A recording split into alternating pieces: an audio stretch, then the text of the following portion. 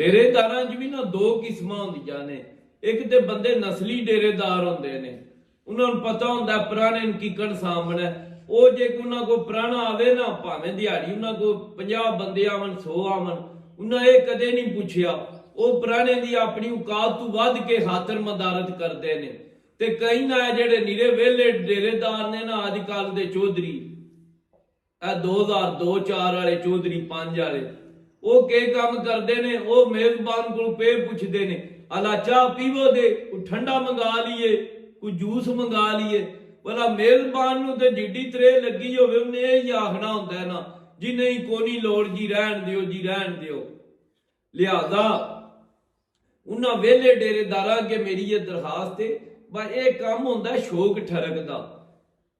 तुहाडा दिल होंदा है उइयां तुहाडी दुकानदारी चल जे। ये जिहड़ी डेरेदारी होंदी ना, ये भी एक दुकानदारी होंदी है।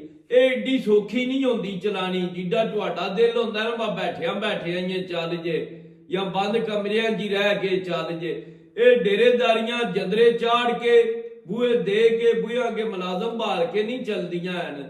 ये जेहड़ियां बंदियां ने चलाइयां ने, उन्होंने जंगली कीकरां थले बह के भी चलाइयां ने, उन्होंने बंगलियां च भी बह के चलाइयां ने। उन्होंने जिस हालत च भी होए ने, मुसीबत च होए ने, सख्ती च होए ने, उन्होंने घर कुछ है या नहीं है, उन्हें हर हाल च अपनी डेरेदारी अपनी सफैद पोशी का भरम रखिया है।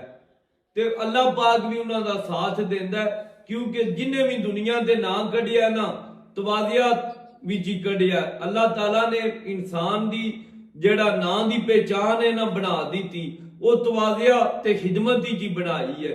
लिहाजा वेले डेरेदारां अगे दरखास्त है, बस जे नी ना एडा हौसला दरफ्त ना ये डेरा खोलिया करो।